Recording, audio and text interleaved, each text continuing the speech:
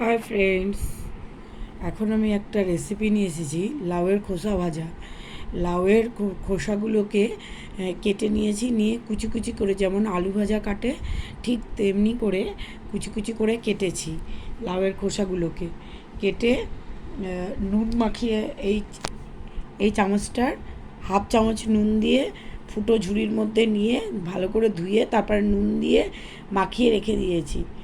দিয়ে তেলের ওপরে এই চামচটার হাফ চামচ কালো জিরে দিয়েছি। দিয়ে এবার লাউয়ের খোসাগুলো চটকিয়ে ওই ঝুড়ির মধ্যে রেখে জলটাকে ফেলে দিয়েছি। দিয়ে এবার এই চামচটার 2 চামচ সর্ষের তেল দিয়েছি কড়াইতে। গরম হয়েছে, হওয়ার পরে তারপরে কড়াইটা গরম হয়েছে, 2 চামচ সর্ষের তেল দিয়েছি। দিয়ে লাউয়ের খোসাগুলো জলটা ফেলে চেপে চেপে কড়াইয়ের মধ্যে দিয়ে দিলাম। দিয়ে এই চামচটার হাফ চামচ আমি কালো জিরা দিয়েছি, আর হচ্ছে এই চামচের হাফ চামচ হলুদ দিয়েছি, আর হাফ চামচ হানি দিয়েছি। দিয়ে সব কিছু দিয়ে ভাজা ভাজা করে, আর আমি 4টে কাঁচা লঙ্কা চিড়ে দিয়েছি। দিয়ে ভাজা ভাজা করে, যেমন আলু ভাজা করে তেমনি গ্যাসের মধ্যে ভাজা ভাজা করে দাঁড়িয়ে থেকে কন্টিনিউ নাড়তে হবে। ভাজা ভাজা করে যদি লেগে যায়, পুড়ে যায়, তাহলে একটু গ্যাস কমিয়ে দিতে হবে। এরকম করে ভেজে ভেজে বাটির মধ্যে রেখে ভাজা হয়ে গেলে নামিয়ে নিয়ে একটা থালা দিয়ে ঢেকে রাখবেন। তাহলে তাপে তাপে একটু হালকা সেদ্ধ সেদ্ধ একটা ভাব থাকে, তাহলে টেস্ট হয় খেতে। এইভাবে রান্না করে দেখবেন, রান্নাটা খুব টেস্ট হয়। আর এই চামচের হাফ চামচ কাঁচা হলুদ বাটা দিয়েছিলাম।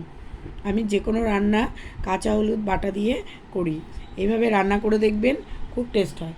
এবার আমি যা রান্না করেছি সেই রান্নার গুণাগুণগুলো আপনাদেরকে বলছি, কোনটা কি গুণ আছে। আমি যা যা রান্না করলাম, লাউয়ের খোসা হচ্ছে মানে প্রচুর পুষ্টি আছে, এবং এতে আছে calcium, sodium, magnesium, phosphorus, folate, iron, potassium, তারপরে ভিটামিন সি, বি, ডি সব কিছু পাওয়া যায়। এই লাউয়ের খোসা অনেক রকমের রোগও দূর করে। আর হচ্ছে আপনার লাউয়ের এই খোসাটার মধ্যে হচ্ছে কার্বোহাইড্রেট থাকে, লো ক্যালোরি এবং উচ্চ মাত্রায় আঁশ থাকে। ফলে ওজন, যারা ধরুন ওজন কমানোর কথা ভাবছেন, তারাও লাউয়ের খোসা খেতে পারেন। এছাড়া কোষ্ঠকাঠিন্য, অর্শ, পেট ফাঁপা বিভিন্নতেও হেল্প করে। কারোর যদি এইসব প্রবলেম থাকে সেগুলোও হেল্প করবে। তাছাড়া কিডনির কার্যক্ষমতা বৃদ্ধি পায় এই লাউয়ের খোসা খেলে। তারপরে হজমের সমস্যা থাকলে সেটা দূর হয়।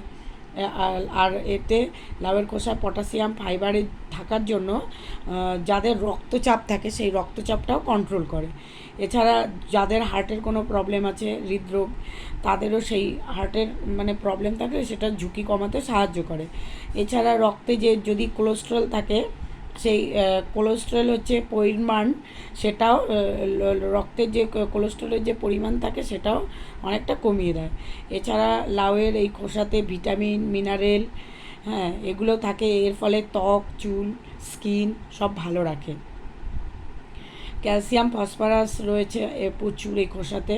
এছাড়া শরীরে যদি কারোর ঘামজনিত কোনো, ধরুন গরমকালে যেমন অতিরিক্ত ঘাম হলে আমাদের শরীরে যে লবণের ঘাটতিটা হয়, সেটাও পাশাপাশি এটা পূরণ করে। তাছাড়া দাঁত, হাড়, আমাদের দাঁত এগুলোকে মজবুত করে। তারপরে কারোর যদি ঘুমের সমস্যা হয়, তাতেও এই লাউয়ের খোসা হেল্প করে ঘুমের সমস্যার জন্য। এবার আসছি, আমি এতে কালো জিরা দিয়েছি। কালো জিরার গুণাগুণটা আমি বলছি। কালো জিরা, আমরা যাকে আর কি কালো জিরা বলি, সেটা সাধারণত কালো মানে এক একজন এক এক দেশে এক এক রকম নামে ডাকা হয়। কালো কেওড়া বলা হয়, রোমান কারিয়ান্ডার বা রোমান ধনে, নিজেলা, ফিনেল, ফ্লাওয়ার, হাব্বাসটুসটা, ক্লাঞ্জি ইত্যাদি। কালো জিরার হচ্ছে বৈজ্ঞানিক নাম হচ্ছে নাইজেলা স্যাটিভা। যে নামেই ডাকা হোক না কেন, এই কালো জিরে আমাদের স্বাস্থ্যের জন্য খুবই উপকার, এবং আমাদের শরীরে যে সমস্ত ক্ষতিকারক ব্যাকটেরিয়া থাকে সেটাকে নষ্ট করে দেয়। আর শরীরের কোষ কলার বৃদ্ধিতে সাহায্য করে কালো জিরা। এছাড়া আমাদের শুধু স্বাস্থ্য নয়, কালো জিরা হচ্ছে চুল, ত্বককেও আমাদের খুবই উপকার করে। তাছাড়া কালো জিরা হচ্ছে রান্নাঘরে যদি রাখেন, পোকামাকড় এইসবও আসে না। এবার কালো জিরাতে আর কি কি উপকার আছে। কালো জিরার স্মৃতিশক্তি বৃদ্ধি পায়।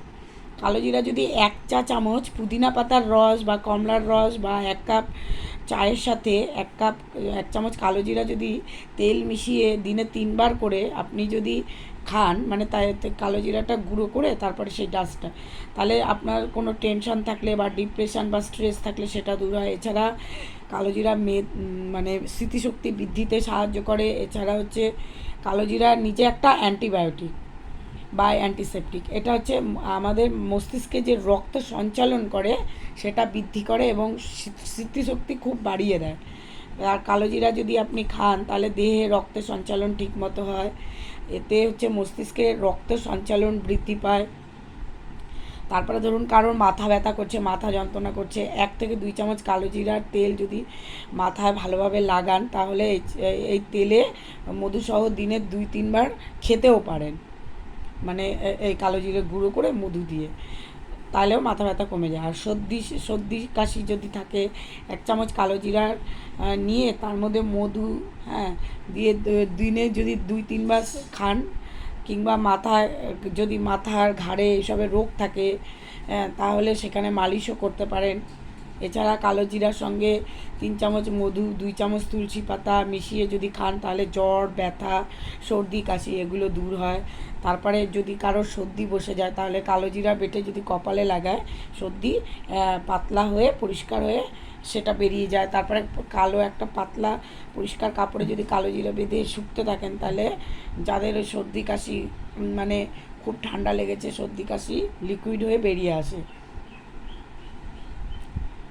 এছাড়া হচ্ছে বাতের যদি কারোর ব্যথা থাকে সেই জায়গায় আপনি যদি কালো জিরা একটু গুঁড়ো করে যদি মালিশ করেন হলুদের সঙ্গে তাহলেও ওই ব্যথা কমে যায়।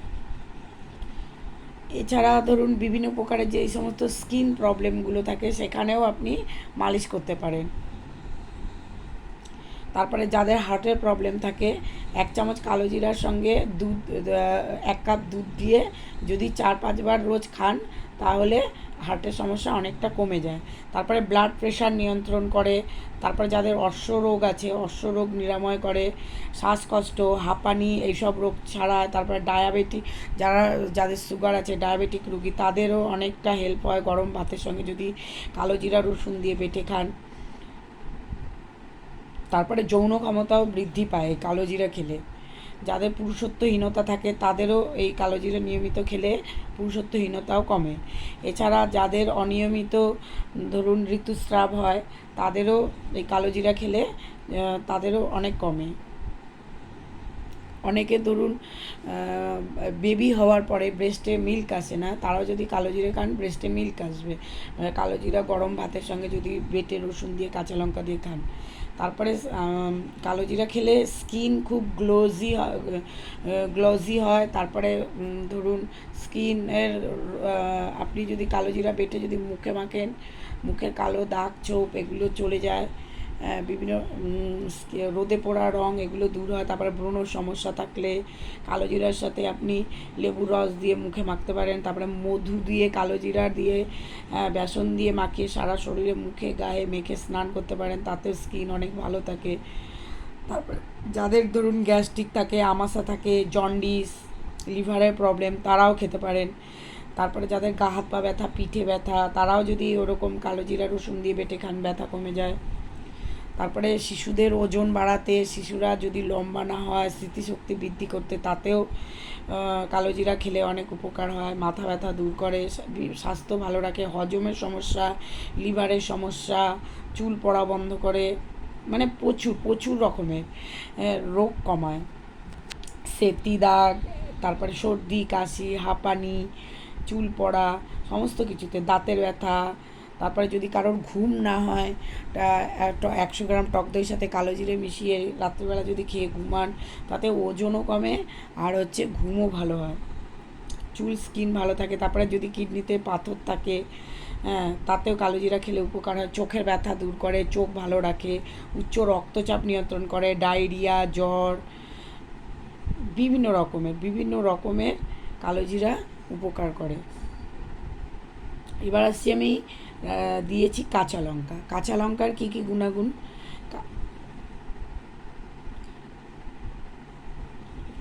কাঁচা লঙ্কা আমাদের ত্বক ভালো রাখে, হজম ভালো করে, ওজন নিয়ন্ত্রণ করে, ডায়াবেটিস রোগ সারায়, ক্যান্সারের ঝুঁকি কমায়। এত কিছু রোগ কমায়। তারপরে আমি দিয়েছি হলুদ দিয়েছি। হলুদ খেলে কি কি হয়, আপনি যদি হলুদ হলুদ বেটে মুখে মাখতে পারেন, গায়ে মাখতে পারেন, তাতে স্কিন ভালো থাকে, রোদে পোড়া রং দূর হয়। এছাড়া আপনি হলুদ দুধের সাথে সেবন করতে পারেন, তাতে স্কিন চুল ভালো থাকে, পেটের প্রবলেম, লিভার সব ভালো থাকে। তারপরে মস্তিষ্কের বৃদ্ধি করে, স্মৃতিশক্তি বৃদ্ধি পায়। তারপরে যে আমাদের শরীরে যে সমস্ত বয়স হয়ে গেলে যে একটা বার্ধক্য ছাপ আসে, সেই ছাপ চলে যায়। স্কিনে যদি ট্যান ধরে, রোদে পোড়া রং, এগুলো দূর করে, স্কিন ভালো রাখে। এবার আমি আসছি নুন। আমি তো নুন দিয়েছি এর মধ্যে। নুনের কীভাবে নুন কতটা কি দরকার সেটা বলছি। প্রতিদিন আমাদের লবণ 2400 মিলিগ্রামের মধ্যে সীমিত রাখতে হবে। এবার লবণ 6 গ্রাম বা 1 চামচের সমান, তবে 1 চামচের বেশি আমরা লবণ খেতে পারি না। লবণ আমরা যখন খাবো, শরীরে বিভিন্ন ধরনের ক্ষতিকারক দিকও আছে। আর যদি যাদের কারোর লো প্রেশার থাকে, অতিরিক্ত লবণ খেলে রক্তচাপ বৃদ্ধি পায়, পেটে ক্যান্সার, স্থূলতা, হাঁপানি এগুলো দেখা দেয়। কাঁচা লবণ খেলেও এইসব প্রবলেম হয়। আর যদি যতটুকু দরকার, প্রত্যেক দিন আপনি সকাল থেকে রাত পর্যন্ত 1 চামচের মতো লবণ খেতে পারেন, তার বেশি খেলেই প্রবলেম। তারপরে হৃৎপিণ্ডে কিডনি সমস্যা দেখা যায়, স্বাস্থ্যের ঝুঁকি বাড়ে। লবণ বেশি খেলে ব্লাড প্রেশার বাড়ে, হার্ট অ্যাটাক, স্ট্রোকের সম্ভাবনা থাকে, ব্রেন ডিজিজ হতে পারে। কিন্তু আবার যদি কারো থাইরয়েড থাকে, তাদের আবার প্রত্যেক দিন লবণ খাওয়া উচিত, কারণ লবণে আয়োডিন থাকে, আয়োডিনের অভাবেই তাদের থাইরয়েড হয়।